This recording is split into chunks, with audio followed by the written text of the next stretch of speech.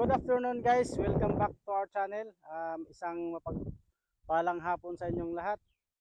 At nandito tayo ngayon sa bukid at magpitas tayo ng mga kamatis. So kung nakikita nyo guys yung bitbit ko ngayon, sobrang ganda at napakalaki, juicy siya. So ang kamatis na to guys ay isang native. So mga unang kamatis pa to guys. Meron naman to meron namang ibang kamatis dito na yung pabilog. Dalawang klase kasi ito dito guys. Tara guys, punta tayo doon sa unahan. So ayan, yung iba kanina nahinog na at hindi naman yan masasayang kasi gagawin pa natin yung binhi sa susunod. So ang gilid naman natin ay mga mani. Yan. So marami pa tayong ngayon guys. Actually guys, na to? Nakarami ng pitas dito. So ngayon ko lang naisipan mag-vlog. Tapos meron tayong sili na panggulay. Tapos ito, meron pa tayong tawag dito guys, makupa. Sa Visayas, tawag diyan, atsal. So ngayon guys, meron tayong nakikitang malaki-laki dito. Pitasin natin guys. Halika. Ay. Yun. Para safety naman guys ang natin, para hindi masyado masisira ang pag tumagal yung kamatis. Kailangan pitasin natin dito sa medyo malapit sa puno niya. Yan. Kailangan ganito guys, magpitas ng kamatis. Tapos ang pinakamaganda dito guys, yung hilaw pa, binibili mo. Tapos pwede mo siyang lagyan ng masarap siya, lagyan ng suka.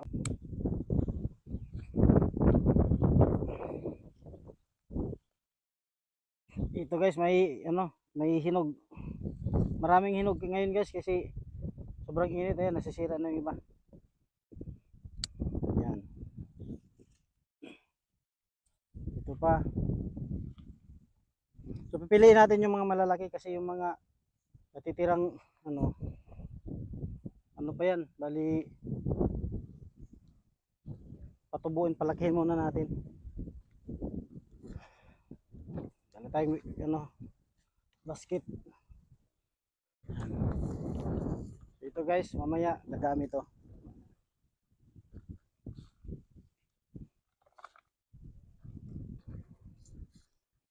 Yan.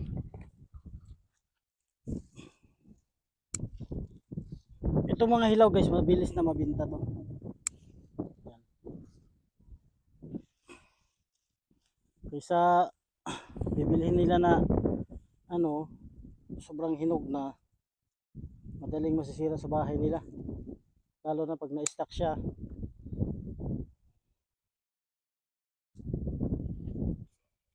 Dito tayo.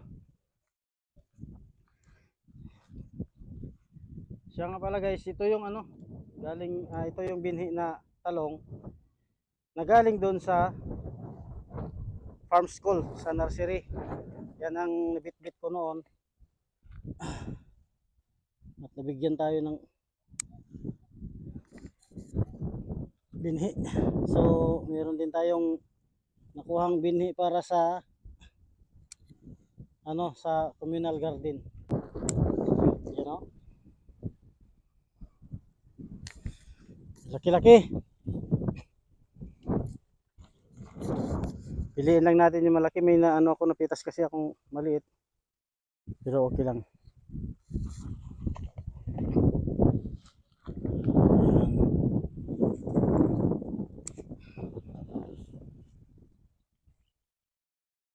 Kahapon or nung unang araw, grabe ang pitas ko dito. Mga talaga ang kalahati guys na kilo guys, mga lang, ilang piraso lang, siguro 5 kasi sa sobrang bigat niya.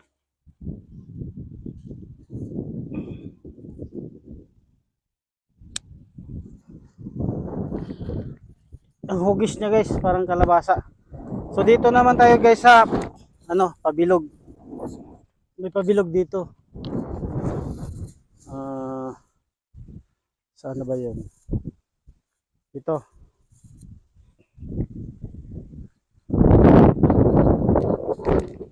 Ito ko nakuha yung kanina eh. Malaking puno 'yun. Kaso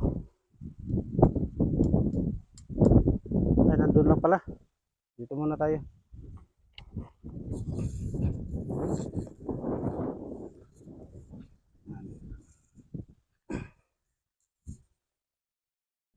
Yun. Yan. Unahin muna natin to guys. Kasi atin tong bibinta sa ano, merkado. Sa ngayon ay dito yung ano, mga pabilog. Yan. Ito guys yung ibang klase na yan.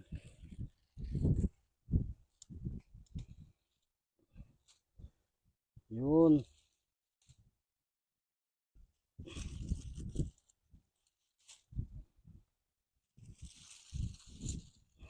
O, di ba? Ang ganda oh.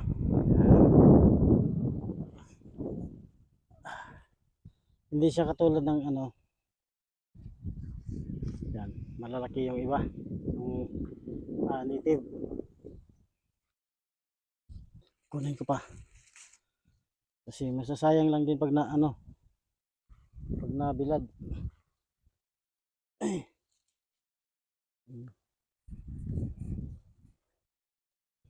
Marami guys ang bunga. Nakailang deliver na tayo. Kahit saan na lang dumating pa pag pinupuntahan ng mga kamatis natin. Yan. Ang ganda. Oops. Yan. Hugasan lang to guys. Pwede kilawin. Oy. So, yun lang guys. Mamaya mag-harvest pa tayo kasi kailangan natin punuin to. So, update ko na lang kayo mamaya. Bye-bye guys. Let's go. Nakita niyo yun guys kung gaano karami yung bunga. Yan oh. So, ganyan karami.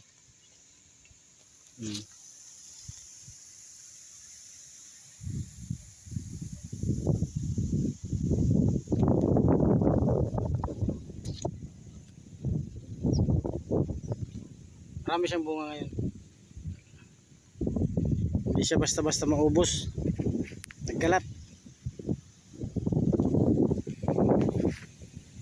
Ayun guys, nakaipon tayo ng ano, isang tray.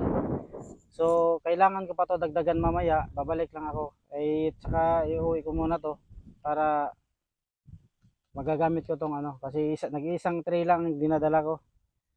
So, ngayon,